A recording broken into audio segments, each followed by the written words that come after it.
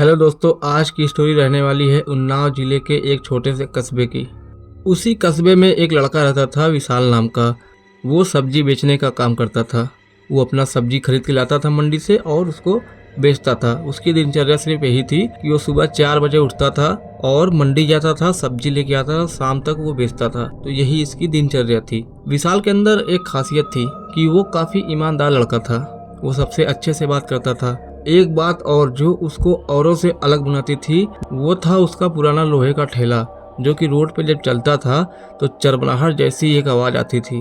उस आवाज से लोग समझ जाते थे कि विशाल ही आया है सब्जी बेचने के लिए। एक रोज शनिवार का दिन था तो विशाल जाता है मंडी और वो आने में लेट हो जाता है। एक रोज विशाल मंडी जाता है और आते वक्त बहुत तेज बारिश होने लगती है। बारिश काफी तेज हो रही थी तो विशाल क्या करता है कि उसके गांव के अंत में एक पुराना सा पीपल का पेड़ था। वो सोचता है कि वहीं पे रुक जाते हैं, जब बारिश बंद हो जाएगी तो फिर यहाँ चलेंगे। तो वो जाके वहीं पे रुक जाता है और बारिश रुकने का इंतजार करने लगता है। तभी पीछे से एक आवाज आती है, अरे बेटा सब्जी मिल जाएगी क्या?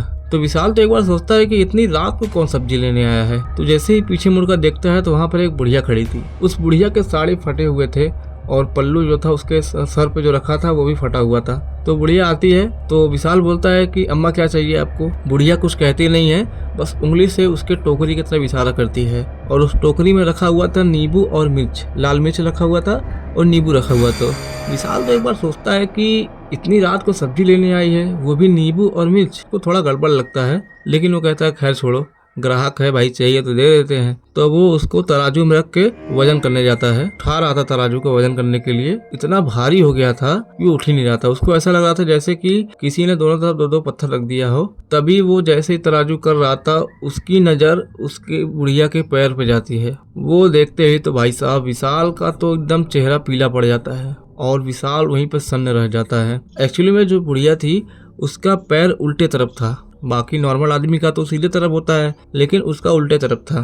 तो विशाल ये देखते ही बिना कुछ कहे ठेला फेला छोड़ छाड़ के भागने लगता है बारिश में ही। ये वो नोटिस करता है जब वो भाग रहा था तो बारिश और तेज हो रही थी, तूफान भी तेज हो रहा था, बिजली और तेज कड़कने लगी। तो भागते भागते भागते भागते हाफ रहा, चिल्लाओ मुझे कोई बचाओ बचाओ चिल्ला रहा है। तभी उसको एक पीछे से आवाज सुनाई देती है, उसकी जानी पहचानी आवाज, चरमराहट की, चर चर चर। जैसे उसको लग रहा था कि मेरा ठेला पीछा कर रहा है मेरा। तभी उसके कंधे पर किसी ने हाथ रखा। वो हाथ बहुत ठंडा था, जैसे बर्फ से निकला हो। किसी ने उसके कंधे पर जब हाथ रखा तो उसने महसूस किया किसी ने मेरे कंधे पर बर्फ रख दी हो। तो जैसे ही अपने बगल में देखता है तो वही बुढ़िया हवा में तैर रही थी, उसके बगल में हवा में तैर रही थी। हवा के वजह से तूफान तो चल ही रहा था और हवा की वजह से उस बुढ़िया का पल्लू उड़ जाता है। तो विशाल ये देखते ही वहीं के वहीं बेहोश हो जाता है।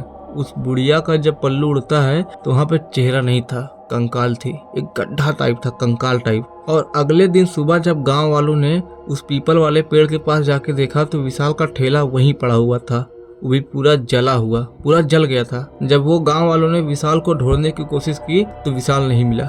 ये एक रहस्यमयी बात हो गई कि विशाल गायब हुआ तो हुआ कहाँ, ठेला उसका वही था और वो गायब हो गया।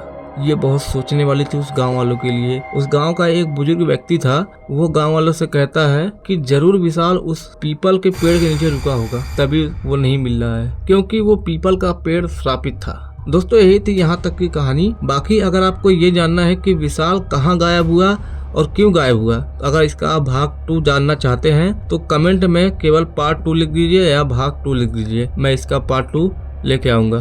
तो फ्रेंड्स कैसी लगी आपको हमारी ये स्टोरी हमें कमेंट में जरूर बताएं और अगर चैनल पर नए हैं तो चैनल को एक सब्सक्राइब कर दें और वीडियो को भी एक लाइक कर दें प्लीज। आप लोग के लिए इतनी मेहनत करता हूँ। तो मिलते हैं ऐसे ही किसी नेक्स्ट वीडियो में, तब तक के लिए धन्यवाद। गुड बाय दोस्तों।